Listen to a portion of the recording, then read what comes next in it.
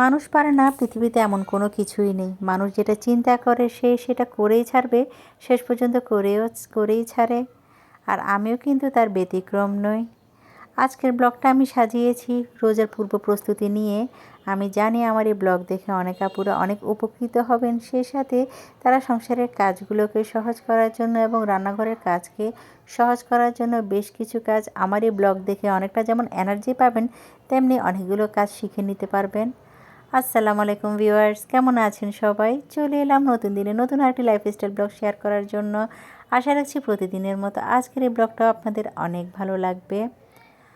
ভাবলাম যখন আপনাদের সাথে ব্লগটা শেয়ার করব, তো সুন্দর করে একটু গুছিয়ে আমার ডাইনিং রুমটা একটু পরিপাটি করে গুছিয়ে রাখি। তবে আমার কিন্তু এই ফাঁকে বেশ মন খারাপ, কারণ গত দুদিন আগে আমার ডাইনিং রুমে যে ডাইনিং ওয়াগনটা আছে সেটার নিচের অংশে কেন জানি মনে হচ্ছে একটু নষ্ট হয়ে যাচ্ছে। মনে হয় সেখানে বেশ পানি লাগছে বেশ কিছুদিন ধরে। আপনারা খেয়াল করেছেন কি না জানি না, আমার ওয়াগনের পাশে যে ফ্রিজটা আছে, ফ্রিজ থেকে বেশ কিছুদিন ধরে পানি ঝরছিল, মানে সেটা পিছনের অংশে। আমি তো সেটা বুঝতে পারিনি, তো যার কারণে ডাইনিং ওয়াগনটা যেহেতু আমার বোর্ডের তৈরি, তো পেছনে সেদিন যখন আমি একটু ক্লিন করছিলাম, হঠাৎ করে দেখলাম একটু ফুলে উঠেছে নিচের অংশে, যেটা আপনাদের সাথে আমি এই মুহূর্তে শেয়ার করতে পারছি না। সেটা দেখে মনটা এতটাই খারাপ ছিল আমার। তো কী আর করার, মিস্ত্রি ডেকে আমি সেটা একটু ঠিক করাতে দিয়েছি। তো ভাবলাম ওয়াগন ছাড়াই আমার ডাইনিং রুমের শ্যুটটা নিয়ে ফেলি, যেহেতু আমার ডাইনিং রুমের বেশ কিছুদিন ধরে ইচ্ছে আছে একটু নতুন করে ডেকোরেশন করে আমার রোজার প্রি প্ল্যানটা করব। তো সেই কারণেই ভাবলাম আমার ডাইনিং রুমটা একটু সুন্দর করে ডাইনিং টেবিলটা একটু গুছিয়ে রাখি। আর রোজার বাজার করবে, সেহেতু রোজার বাজারের পূর্ব প্রস্তুতি আমি কিভাবে রোজার সময় কাজগুলোকে সহজ করব সেটা আজ আপনাদের সাথে আমি শেয়ার করব। আর এদিক দিয়ে কথা বলতে বলতে আমার ডাইনিং রুমটাও আমি গুছিয়ে নিয়েছি। তো তার একদিন পরে আপনাদের ভাইয়া আমার জন্য রোজার বাজার করে এনেছিল, যেটা টেবিলে খুব সুন্দর করে সাজিয়ে নিয়েছি। আর এভাবেই একটু গুছিয়ে রাখবো। রোজার আগে এই সকল বাজারগুলো করলে দেখা যায় অনেকটা রিল্যাক্সে থাকা যায়। আর অনেক সময় আছে অনেকে বাজার করতে, এখনও হয়তো অনেকে বাজার করেনি, তবে আমি শুরু করে দিয়েছি। আমার যা সামর্থ্য আছে, যতটুকু আমার পক্ষে করা সম্ভব ঠিক ততটুকুই করেছি। তবে এখানে রোজার বাজারের সাথে সাথে মাসিক কিছু বাজারও এনেছিল। তো যখনই বাজার এনেছে তখনই আমি একটা কাজ করে ফেলেছি, সেটা হলো বুটের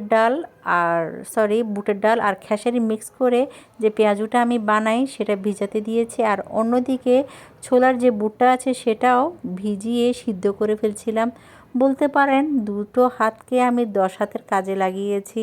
একদিকে এই কাজগুলো করেছি, আবার অন্যদিকে এই যে ডাইনিং টেবিলের মধ্যে যেই সকল জিনিসগুলো আমি সাজিয়েছি সেগুলো গুছিয়ে রাখছি। তো এদিক দিয়ে বাজারের সাথে সাথে বেশ কিছু ফলও এনেছিল আপনাদের ভাইয়া। তো সেগুলো কিন্তু আমি ক্লিন করে নিয়েছিলাম। অফ স্ক্রিনে সেটা শেয়ার করছি না, যেহেতু আজকের ব্লগটা কিন্তু আমার থেকে অনেক বড় হয়ে যাচ্ছে। গত 3 থেকে 4 দিন আমি গাদার খাটুনি খেটে সংসারের এতগুলো কাজ করেছি। আমি জানি না আপনারা দেখে কতটুকু বুঝতে পারবেন আমার কতটা কষ্ট হয়েছে এই বাজারগুলো গোছাতে আর এই রোজার বাজারগুলো অগ্রিম করে রাখতে। চেষ্টা করেছি সুন্দর করে শেয়ার করার জন্য, কিন্তু সেই সময় এত ব্যস্ত ছিলাম আমি। তো যেভাবে সেভাবে করে ফেলেছি। আপুরা আশা করি আমার এই জিনিসটা একটু ক্ষমা সুন্দর দৃষ্টিতে দেখবেন। অনেক কিছু হয়তো স্পিড বাড়িয়ে দিয়েছি, কারণ এমন এমন কিছু জিনিস আছে যেগুলো করতে গেলে অনেক লেট হয়। তো ভাবলাম একটু স্পিড বাড়িয়ে দেই, আপুরা হয়তো একটু বোর ফিল করবে না। তো যাই হোক, এভাবেই আমি এই রোজার যে পেঁয়াজুগুলো আমি বানিয়ে থাকি, এভাবে ছোট ছোট বক্সে করে রেখে দেই। আমার কাছে এ ধরনের বক্স আরও ছিল, সবগুলো আমি করিনি। তবে এই যে জিপলক ব্যাগগুলো এনেছি, প্রিভিয়াস ব্লগে দেখিয়েছিলাম আমি আপনাদেরকে, সেই জিপলক ব্যাগের কারণে আমার এই ধরনের পেঁয়াজুর ডালগুলো রাখতে খুব একটা অসুবিধা হয় না। এভাবেই ভালো করে রেখে ভেতরে যে বাতাসটা আছে সেটা বের করে চেপে চেপে একটু শক্ত হয়ে গেলে তারপরে ফ্রিজে আমি ফ্রিজে রাখার পর একটু শক্ত হয়ে যাওয়ার পর একটু ভাঁজ করে রাখি, যাতে পরবর্তীতে পেঁয়াজুর ডালটা নিতে আমার কোনো সমস্যা না হয়। আর একজন স্মার্ট গৃহিণী হিসেবে সবসময় চেষ্টা করি একটু রোজার আগে এই সকল কাজগুলো একটু করে রাখতে, তাহলে রোজার সময় ইবাদত বন্দেগি করতে খুব একটা কষ্ট হবে না, আর ইফতারের আগে ইফতার বানাতেও তেমন একটা কষ্ট হবে না।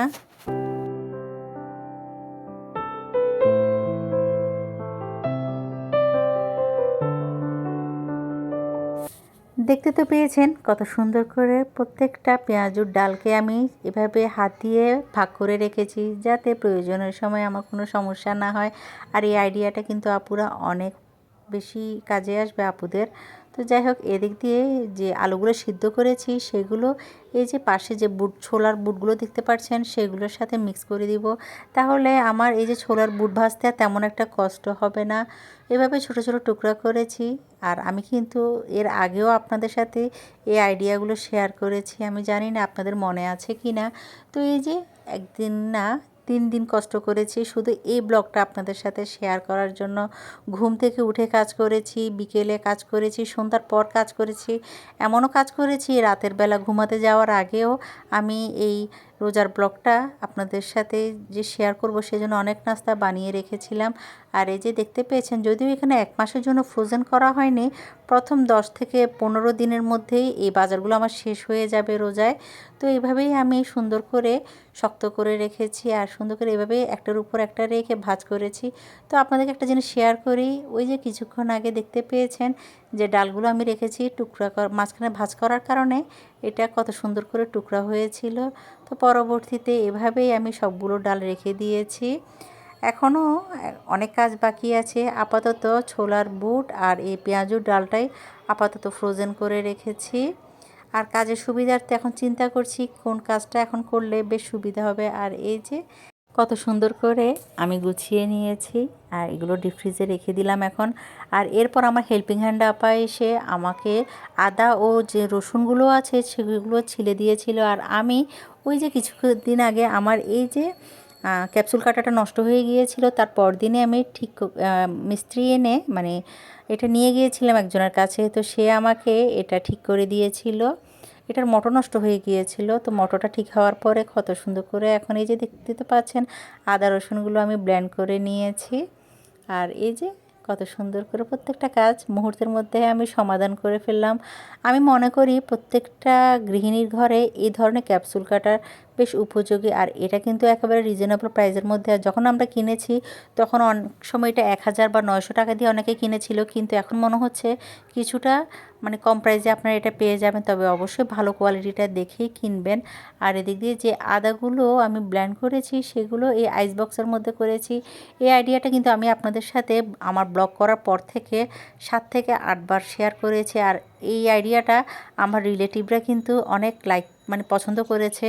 তো অনেক রিলেটিভ তো আমার ব্লগ দেখে তো তারা বলে আমার এই ব্লগটা দেখে আদার যে আইডিয়াটা তাদের অনেক ভালো লেগেছিল। তো যাই হোক, মানুষ তো মানুষ থেকেই শিখে, তাই না? আমার কিন্তু এখনও অনেক জিনিস আছে আমি কিছু জানি না, বা অনেক কিছু আমার অজানা আছে, সেগুলো কিন্তু আমি আপুদের ব্লগ দেখে অনেকটা আইডিয়া পেয়ে যাই। আর এই যে আদাগুলো শক্ত হয়ে যাওয়ার একদিন পরে ফ্রিজ থেকে বের করে এভাবে জিপলক ব্যাগে করে রেখে দিয়েছি। যেহেতু রোজার সময় ভালো মন্দ অনেক কিছু খেয়ে থাকি আমরা, তো আদা রসুন কিন্তু আমাদের প্রত্যেকটা খাবারের সাথে প্রত্যেকটা জিনিসের সাথে আমরা ইউজ করে থাকি। আর এই যে কিছু বাদাম বাটাও করে ফেলেছি, যাতে আমি বিরিয়ানি রান্না করার সময় বা যে কোনো রোস্ট রান্না করার সময় খুব একটা কষ্ট না হয়। তবে এখানে শুধু বাদাম বাটা নয়, এখানে আমি কিশমিশ আর বাদাম একসাথে ব্লেন্ড করে রেখেছি, আর এইভাবেই আইস বক্সের মধ্যে রেখেছি। দেখতে তো পেয়েছেন কত সহজভাবে প্রত্যেকটা কাজ করেছি। আর এখন কিছু নাস্তা ফ্রোজেন করে রাখবো। এগুলো হলো চিকেন পটেটো, মানে এই খাবারটা এতটা মজা, সাথে সাথে যদি বানিয়ে খেতে পারেন আমি তো বলবো অনেক ভালো। তো আমি যেহেতু অনেক খাবার আজ ফ্রোজেন করছি, এই খাবারগুলো বানিয়ে রেখেছি। এই খাবারগুলো কিন্তু বানাতে খুব একটা কষ্ট না। অনেকে মনে করে এই ধরনের ফ্রোজেন খাবারগুলো বেশ কষ্ট বানানো, কিন্তু কখনোই না। এখানে কি আমি মাংস সিদ্ধ করে নিয়েছি ব্রয়লার মুরগি, সেই সাথে আলুকে ম্যাশ করে এর মধ্যে পেঁয়াজ কুচি, কাঁচামরিচ, ধনিয়া পাতা, গোলমরিচ এগুলো দিয়ে ভালোভাবে মেখে নিয়েছি, সাথে লবণও ভালোভাবে দিয়েছি। তো সব কিছু মেখে মানে আলু ভর্তার মতো মেখে নিয়েছি। আর এভাবে লম্বা লম্বা শেপ করে ব্রেড ক্রামের মধ্যে গড়িয়ে এখন এটা শক্ত হয়ে যাওয়ার পরে ফ্রিজে ফ্রোজেন করে রাখবো। আর এটা কখনোই বানানোর সাথে সাথে এটা তেলে ভেজে নেবেন না, তাহলে ওই যে ব্রেড ক্রামটা দিয়েছি সেটা তেলের মধ্যে মানে চলে যাবে। তো একটু শক্ত হওয়ার পরেই কিন্তু এই নাস্তাটা ভেজে নেবেন। তো একদিন পরে ফ্রিজ থেকে বের করে এখন আমি এটা ফ্রোজেন করে রাখছি। দেখতে তো পেয়েছেন একা হাতে আমি কতগুলো কাজ করেছি গত 3 থেকে 4 দিন। আর এভাবেই আমার সংসারের কাজগুলোকে আমি একদিন নয় 3-4 দিন কষ্ট করে সংসারের কাজগুলোকে আমি সহজ করে নিলাম। তো আপনাদের সাথে আমি একটার পর একটা আইডিয়া শেয়ার করছি। আর এই যে আমি বেশ কিছু নাস্তা বানিয়ে ফেললাম। আর এখন কিছু ফ্রেঞ্চ ফ্রাই করেছি। এখানে প্রায় 1 কেজি আলুর ফ্রেঞ্চ ফ্রাই করেছি। যেহেতু এখন নতুন আলু, বড় আলু তেমন একটা ছিল না, তারপরে চেষ্টা করেছি বড় বড় যে সকল আলুগুলো আছে সেগুলো দিয়ে ফ্রেঞ্চ ফ্রাই করতে। আর ফ্রেঞ্চ ফ্রাইটা একটু হালকা সিদ্ধ করে একটু পানি ঝরিয়ে তারপর একটু মুছে নিয়েছি, যাতে আমার যখন যতটুকু প্রয়োজন ততটুকুর সাথে সাথে ভেজে নিতে পারি। আর অনেক সময় রোজার সময় আমার বাচ্চা ছোটোগুলো রোজা রাখতে পারে না, তারা যখন তখন নাস্তা খুঁজে, তো তখন ইচ্ছা করে না নাস্তা দিতে। তো এই ফ্রেঞ্চ ফ্রাইটা করে রাখলে সুবিধা, বাচ্চার যখন খিদে লাগবে সাথে সাথে আমি এই ফ্রেঞ্চ ফ্রাইটা বের করে ভেজে দিতে পারবো, আর ঝটপটভাবে এই কাজটাও হয়ে যাবে। আর অন্যদিকে আলুর চপ, যেটা আমার সন্তানরা আর আমি আমার হাজব্যান্ড বেশ পছন্দ করি। এর আগেও আমি অনেকগুলো আলুর চপ একসাথে বানাতাম, কিন্তু এবার একটু আলুর চপ কম বানাচ্ছি। মানে এর আগে প্রায় 100টা একসাথে বানিয়ে রাখতাম, কিন্তু এবার মনে হয় 50টার মতো বানাচ্ছি। কারণ আমার ফ্রিজে খুব একটা জায়গা নেই, একটার পর একটা নাস্তা বানিয়ে আমি রাখবো কোথায় বলুন। তো যার কারণে একা হাতে খুব সুন্দর করে প্রত্যেকটা আলুর চপ বানিয়ে এই যে শক্ত হয়ে যাওয়ার পর এখন ফ্রিজ থেকে বের করে তারপরে এই যে জিপলক ব্যাগের মধ্যে রেখে দিয়েছি।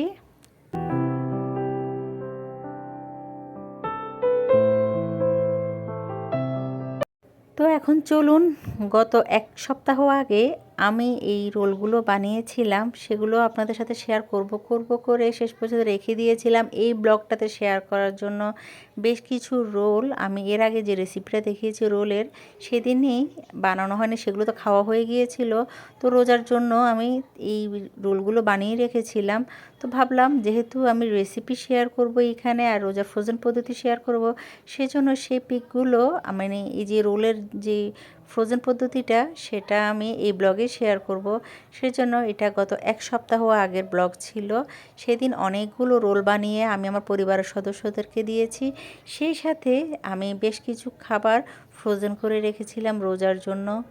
ওই যে বলেছি আমি একা হাতে আর কি করব বলুন। এই যে গুটি গুটি করে প্রত্যেকটা নাস্তা বানিয়ে ফেলেছি। আর এই যে এই রোলগুলো দেখুন কতটা সুন্দর হয়েছে। এই রোলগুলো ভাজার সময় কিন্তু ব্রেড ক্রামের প্রয়োজন হবে না, কারণ যে ব্যাটারটা দিয়ে আমি রোলগুলো বানিয়েছি মানে পাটিসাপটার মতো করে বানিয়েছি, সেই ব্যাটারের মধ্যে আমি চালের গুঁড়ো দিয়েছি, যার কারণে এই রোলগুলো নষ্ট হয়ে যাওয়ার কোনো মানে ভেঙে যাওয়ার কোনো ভয় নেই। তো রোলগুলো যখন বানাচ্ছিলাম আমার খুব ইচ্ছে করছিল খেতে, কারণ আমার বেশ ক্ষুধাও লেগেছিল। তো দুটো রোল নিজের জন্য ভেজে নিয়েছি, তো আপনাদেরকে একটু ভেজে দেখাচ্ছি রোলগুলো। যে ব্রেড ক্রাম আছে সেটা ছাড়াও কত সুন্দর করে ভাজা হয়ে যাচ্ছে। মাশাল্লাহ কি বলবো, গরম গরম ক্রিস্পি এই রোলগুলো খেতে আমার এত ভালো লেগেছিল। মাশাল্লাহ দেখতেও কিন্তু বেশ সুন্দর হয়েছে। আর এভাবে নিজের জন্য দুটো রোল ভেজে খেয়ে নিয়েছি। আর অন্য যে রোলগুলো ছিল সেগুলো একটু ফ্রোজেন করে রাখছি। এখানে কিন্তু আমি আরও রোল বানিয়েছিলাম, শুধু আপাতত এই রোলগুলোই আপনাদেরকে দেখাচ্ছি। আরও 10 থেকে নয় আরও 15টার মতো রোল আমি ফ্রিজে ফ্রোজেন করে রেখেছিলাম, সেগুলো আর বের করতে ইচ্ছে করেনি। বাকিগুলো যেগুলো এখন রাখছি স্টোর করে সেগুলোই শেয়ার করছি। আর এই যে দেখুন কত সুন্দর করে প্রত্যেকটা জিনিস আমি বক্সে করে রেখেছি যাতে গন্ধ না হয়ে যায়। তো আমি প্রিভিয়াস ব্লগে এই ছোট্ট ক্লিপটা শেয়ার করেছিলাম, সেদিন আমি অনেকগুলো মাছ ফ্রোজেন করে রেখেছি, যেহেতু আমার ফ্রিজে এখনও রোজার বাজার মানে মাছ মাংস এগুলো এখনও পুরোপুরি ফ্রোজেন করা হয়নি। তো মাছগুলো তো সেদিনই ফ্রোজেন করে রেখেছিলাম, শুধু মাংস আনা হয়েছিল। এখন এই ব্রয়লার মুরগিগুলো আমি ভালোভাবে কেটে সুন্দর করে প্রত্যেকটা মাংস ধুয়ে তারপরে ফ্রোজেন করে রাখবো এই জিপার লকের মধ্যে। ছোট ফ্রিজ, ডিপ ফ্রিজটাও ছোট।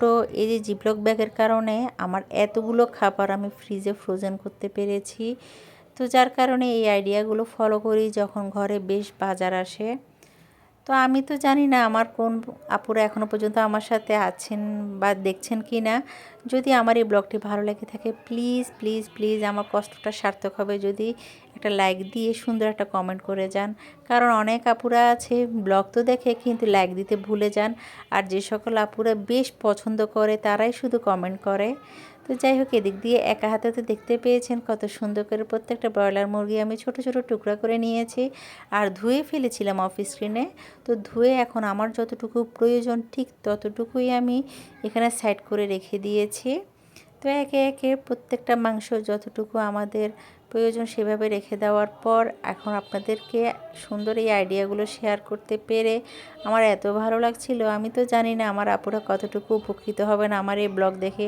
তবে আমি চেষ্টা করেছি শুরু থেকে শেষ পর্যন্ত যেন আপনাদের বোর না লাগে, কারণ এখানে আমি রোজার অনেক টিপস এবং অনেক কিছু জিনিস আপনাদের সাথে শেয়ার করেছি যাতে আপনাদের আমার এই রোজার ব্লগটা দেখতে ভালো লাগে। আর এই যে দেখতে পেয়েছেন মাছগুলো তো সেদিন রেখেছিলাম আর এখন মাংসগুলো এখানে রেখে দিয়েছি। যেহেতু এই যে বাজারগুলো এক সপ্তাহ আগের আর রোজার বাজার করা হয়েছিল 4 দিন আগে, তো যার কারণে মানে ফ্রিজটা একটু এলোমেলো ছিল। আর এদিক দিয়ে এই খাবারগুলো রান্না করা হয়েছিল যেগুলো আজ শেয়ার করিনি। তো দুপুরে পরিবারের সবাই মিলে একসাথে এই খাবারগুলো খেয়েছি। আশা করি প্রতিদিনের মতো আমার এই আজকের ব্লগটা আমার আপুদের অনেক ভালো লেগেছে। তো দেখা হবে নেক্সট ব্লগে। সবাই ভালো থাকবেন, সুস্থ থাকবেন। আল্লাহ হাফিজ, আসসালামু আলাইকুম।